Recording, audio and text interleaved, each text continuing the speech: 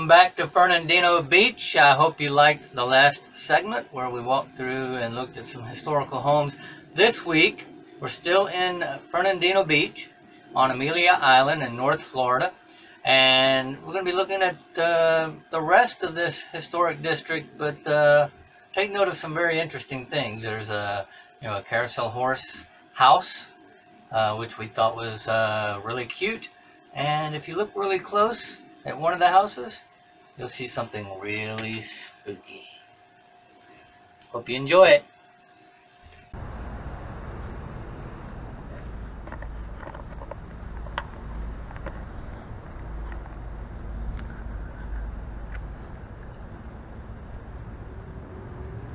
Well, this building, if you take a good close look at it, you may recognize the material as tabby. This was built in 1885 by a New Yorker named R.S. Schuler for C.W. Lewis, and it's a great example of Victorian architecture built from bricks made of concrete and local shells. It's referred to as the Tabby House. However, it's not all tabby, which is a mixture of lime, sand, water, and crushed oyster shells. It does, however, feature local oyster shells, so it's kind of a mixture of concrete and oyster shells. Interesting nonetheless. I think it would have been more interesting if it was total, all 100% tabby, but you can see the oyster shells in there.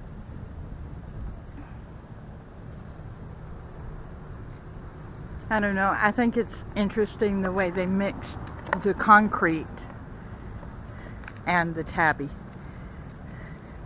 Yeah, you can see the concrete in there. The points too. of interest are pure concrete. The tabby is the overall construction. Yep. And these porches over here are absolutely gorgeous. Yeah, so you can see the concrete there. And that's hand hewn as well. Yeah. You can see this all concrete, mostly. The tabby on the walls on the outside. Very interesting.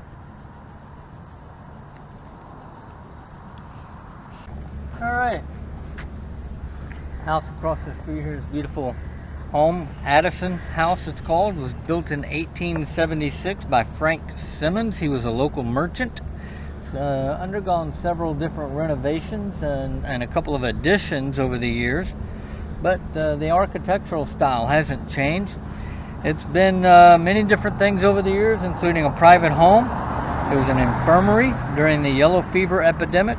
It's been a doctor's office, a rooming house for mill workers, and a daycare for their children. This is the Blue Heron Inn, built in 1904 by Floyd Wright. This home was in the Silk Stocking District and once was home to an eye doctor clinic. Through various renovations, it's kept much of its original heart pine floors, 2 fireplaces, and all of the light fixtures.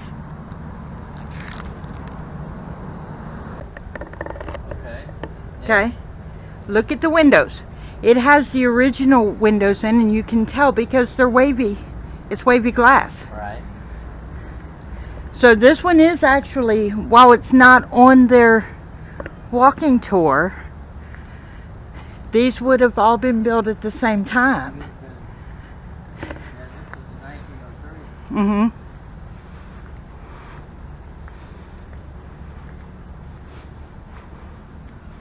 These all would have been built in the Early 1900s, yes.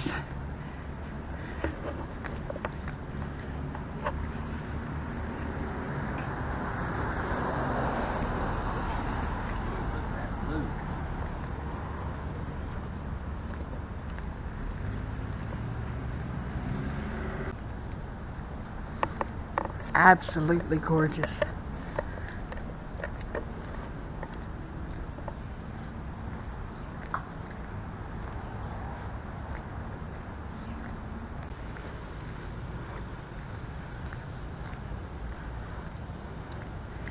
And no, we did not escape the Spanish moss. It's still here and it's still beautiful. Oh my. Okay then. The Fairbanks House. Very interesting. I love this house. It was built in 1885 by R.S. Schuler, who also did the Tabby House up the road.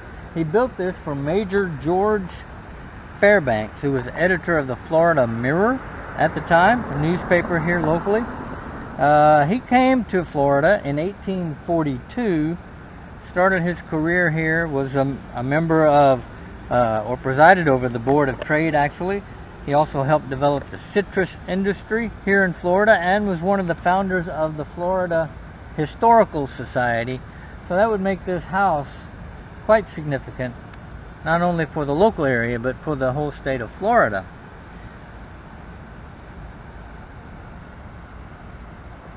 And it's a beautiful house. It's called the Fairbanks House, and it actually, the Fairbanks home actually has a marker out in front of it. And I'm quite sure that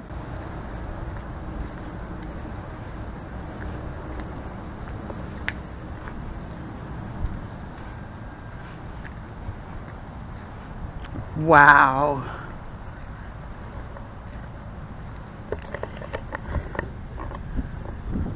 Well, I'm trying to here. Okay. It's got wrought iron fence around it, so it's going to be interesting.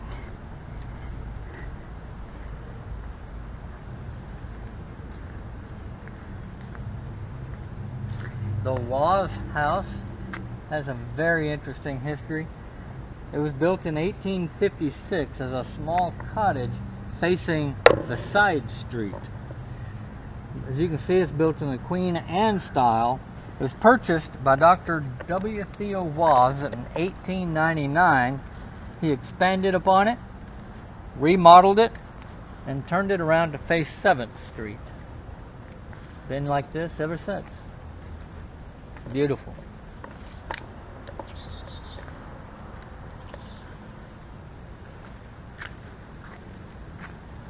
I just love the ends. Absolutely gorgeous. The rounded ends. Okay, I have to see what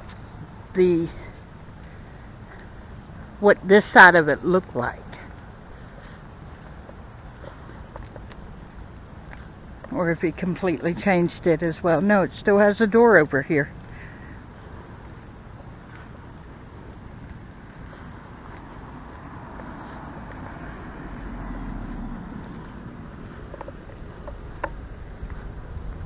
And the original cottage is still visible.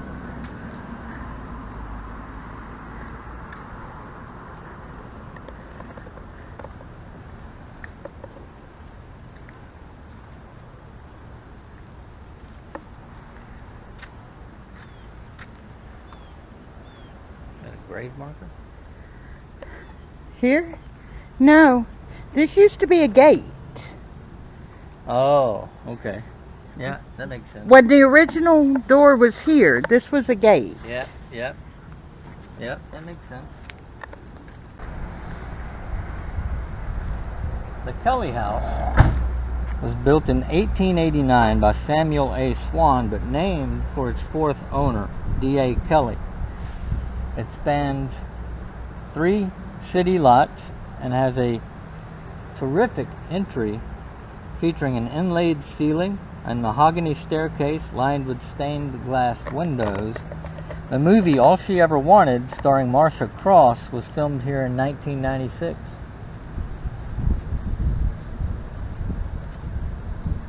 The mail lady does not come with the house.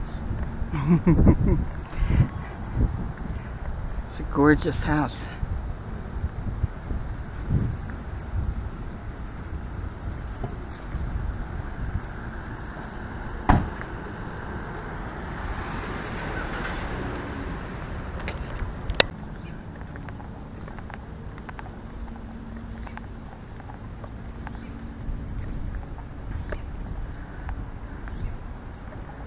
Wow.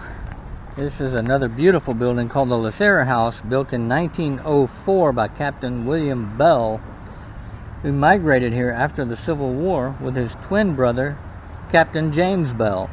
They both resumed their careers as river pilots, dabbled in real estate, and built a number of houses here on Amelia Island.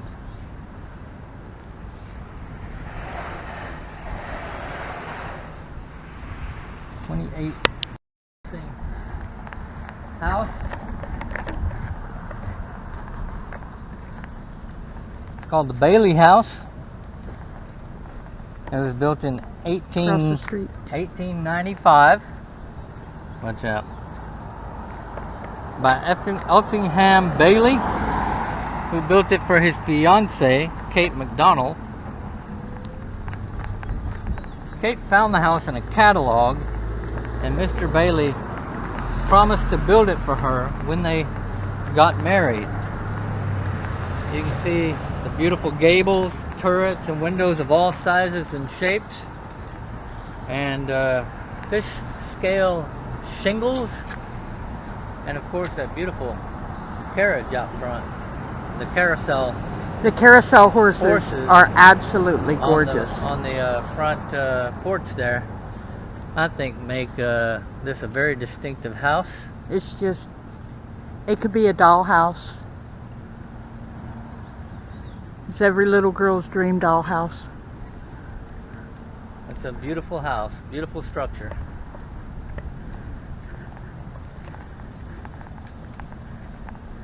The Methodist Church on Ash.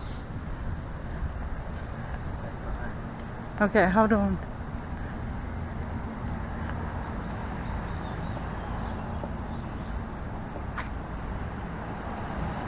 Absolutely gorgeous.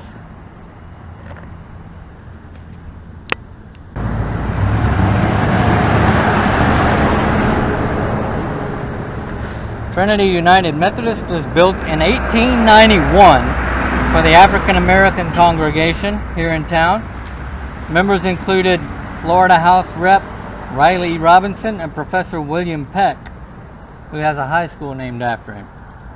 Church tradition maintains the original stained glass windows were imported from England.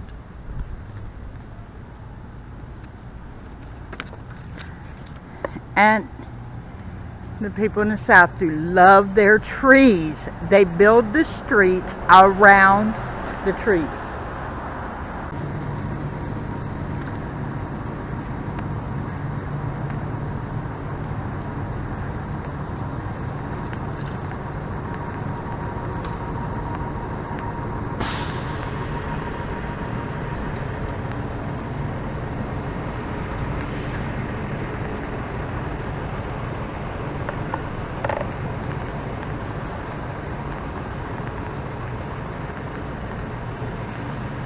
Wow. Beautiful. The Williams House is one of the oldest in Fernandina. Built in 1856 by a Boston banker, it was purchased by Marcellus A. Williams in 1858 and named after him. It's got a beautiful gingerbread design on the veranda, as you can see. And that was designed by famed architect R.S. Schuler. He did the Tabby House, remember? He signed an agreement stating he would not duplicate this design, and it remains unique to this day.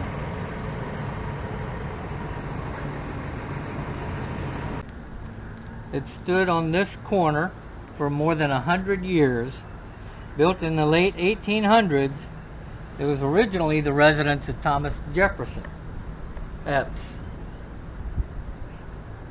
a direct descendant of President Thomas Jefferson. Gotcha.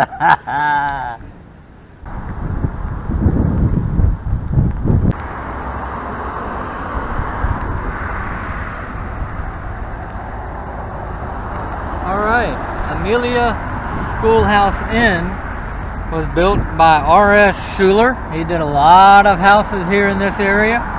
It was built as a schoolhouse in 1886 and was the first school on Amelia Island. known as Schoolhouse Number 1. It stopped being a school later in the 20th century and underwent a major renovation in 2017 to become the Amelia Schoolhouse Inn. St. Peter's Episcopal Church. And it looks like a little castle. I think it has a red door. Because I think it's a rule that all Episcopal churches have a red door. Well, that one's green, but I think the other one's red. Okay, what we got, Bubba? Alright.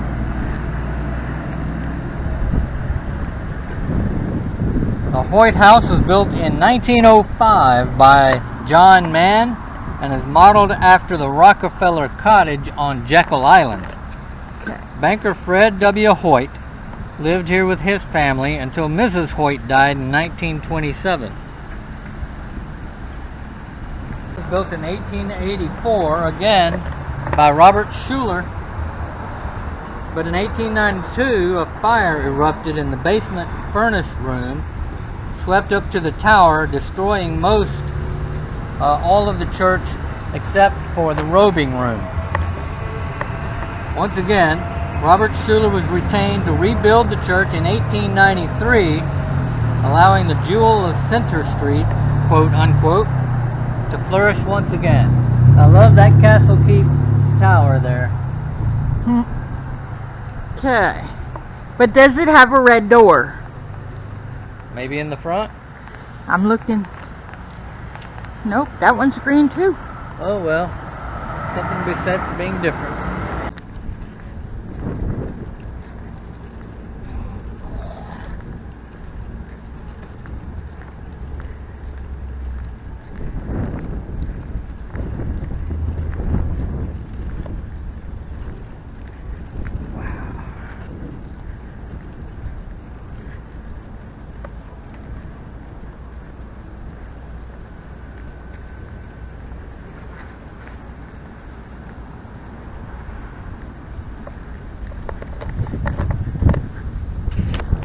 And you can see the water at the end of the road. Looks like 102 is being renovated. Hopefully that includes restoration as well.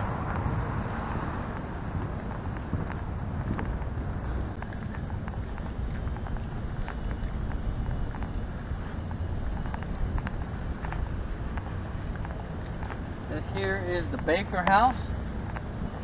17 rooms in this house. Is built in 1859 and purchased 1 year later by Reverend Archibald Baker, who came to Fernandina Beach to become the first minister of the First Presbyterian Church, Which we just saw in the video. just south of here, a couple of houses down across the street. So he didn't have far to walk.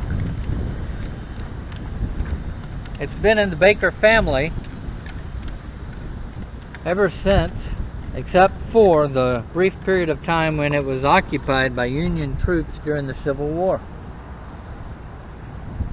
120 North 6. Painted with the lizards.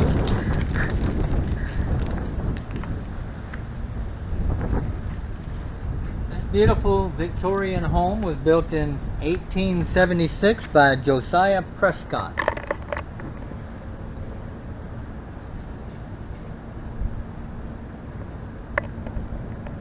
17. That's the green one. Yeah. A Humphreys house. Built by Dr. D.G. Humphreys in 1902. Built in a Queen Anne style. Embellished with beautiful gingerbread detail, high ceilings and wood frames. It's got 4 fireplaces, each with original tile and intricately carved golden oak mantels. Okay. In front of the Fernandina Beach Library. Fernandina. Fernandina, yeah, excuse me. I dropped a B in there where an F should be. My bad. The Fernandina Beach branch of the Nassau County Public Library system. Sitting here on a beach, my bench at the beach in Fernandina Beach. Not at the beach, but in the city of Fernandina Beach. And I hope you liked our tour of Fernandina Beach here as much as we did. So if you did, there's our friend the gecko. I'm guessing that's what that is. A lizard gecko. I don't know if they can see it or not, but he's right below the sign. Scaling the wall of the library. There are a ton of those things around here. They don't bother you, but they're all over the place.